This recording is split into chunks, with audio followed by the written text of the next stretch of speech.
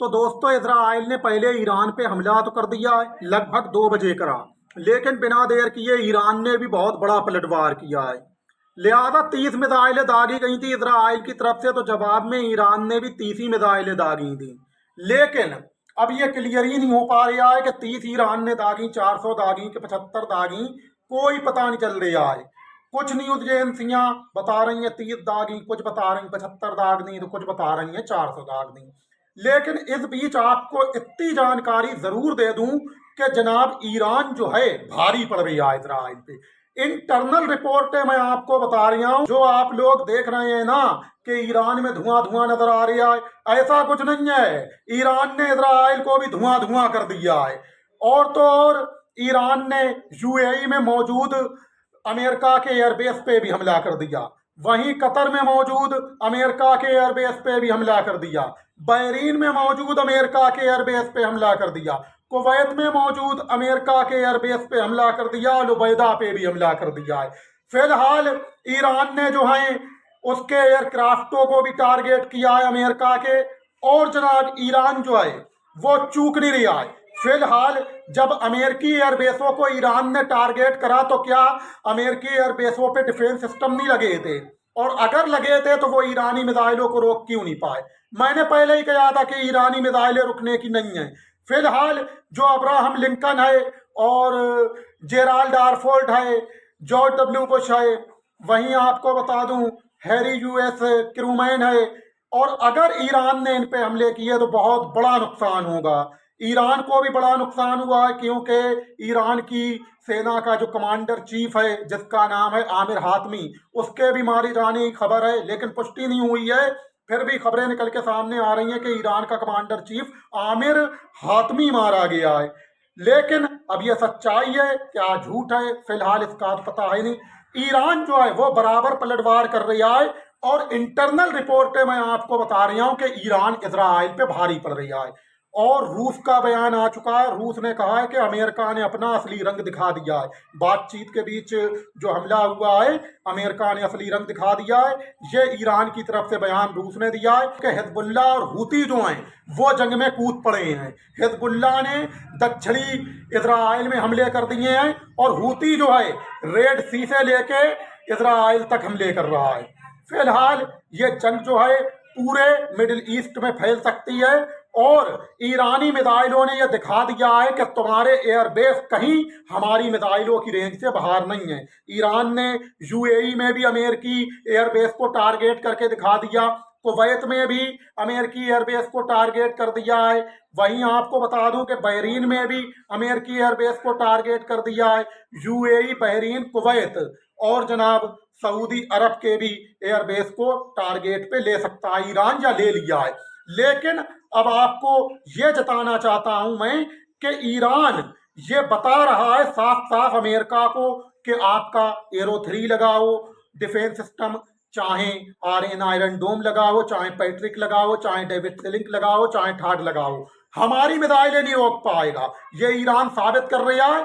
और ईरान ने यह भी जता दिया है, यूएई तक एयरबेस को निशाना बनाने के बाद ईरान ने यह भी साफ संदेश दे दिया है कि मिडिल ईस्ट के अंदर अमेरिका का कोई भी एयरबेस हमारी रेंज से या मार से बाहर नहीं है। फिलहाल मुझे अब ऐसा लग रहा है कि पूरे के पूरे मशरिके वस्ता में ईरान अब हमले करने वाला है, क्योंकि उसने एयरक्राफ्टों पे भी हमले कर दिए अमेरिका के और बेसों पे भी हमले कर दिए हैं। इजराइल पूरा दहल रहा है ईरानी हमलों से। और जनाब जो न्यूज चैनल दिखा रहे हैं कि खाली ईरान को दहला दिखा दिया, ईरान में धुएं की तस्वीरें दिखा दी, लाशों की तस्वीरें दिखा दी। फिलहाल इजराइल का भी बहुत बुरा हाल है। और इंटरनल रिपोर्ट यही है कि ईरान इजराइल पे भारी पड़ रहा है। लेकिन इस बीच आपको बता दूं कि तीनों ही देशों ने अपने अपने ऑपरेशन को नाम दे दिया है। इजराइल ने नाम दिया है रोर ऑफ द लायन इस ऑपरेशन का।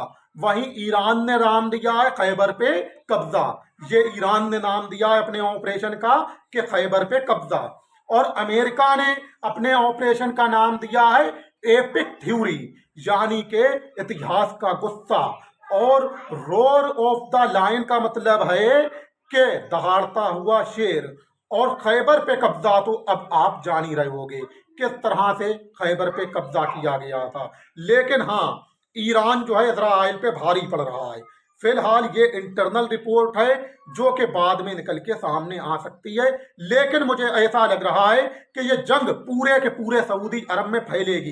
दोस्तों, एसोसिएट्स ने खुलासा किया था, न्यूज चैनल ने बताया था अभी 2-3 दिन पहले कि अमेरिका ने बहरीन में मौजूद अपने एयरबेस को खाली कर दिया है, जहां इसका 5वां बेड़ा एयरबेस मौजूद था, जहां से ये 25 लाख स्क्वायर वर्ग में फैले पानी को ऑपरेट किया करता था। और जनाब, यहीं से अमेरिका जो है ओमान की खाड़ी, ईरान की खाड़ी और जनाब अदन की खाड़ी, लाल सागर, अरब सागर सब में ऑपरेट किया करता था। इसके अलावा अमेरिका जो है इसी 5वें बेड़े एयरबेस से रेड सी और जनाब बाबल मंदी और सुवेस नहर तक ऑपरेट किया करता था।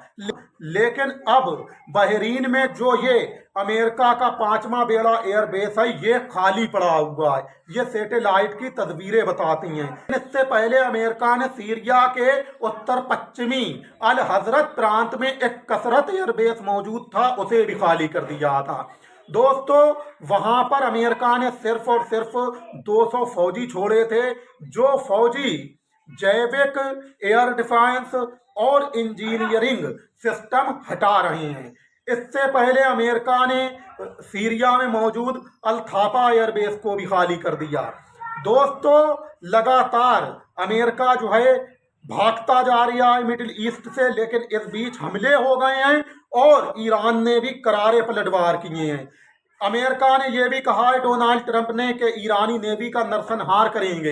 ये बहुत गलत बात कही है और ऐसी लैंग्वेज का इस्तेमाल अमेरिका जैसे जिम्मेदार देश को नहीं करना चाहिए। लेकिन ये तो जबरदस्ती का जिम्मेदार बना बैठा, ये किस बात का जिम्मेदार है? इसे हमले ही नहीं करना चाहिए था।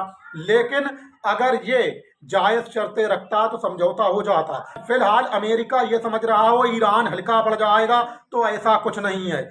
लेकिन अब जंग जारी है और इंटरनल रिपोर्ट बता रहा हूं कि ईरान इजराइल पे भारी पड़ रहा है। लिहाजा अब आगे क्या होगा ये तो वक्त बताएगा। फिलहाल खबरों में इतना ही है। जब तलक के लिए इजाजत दीजिए। लेकिन जंग भीषण होती जा रही है।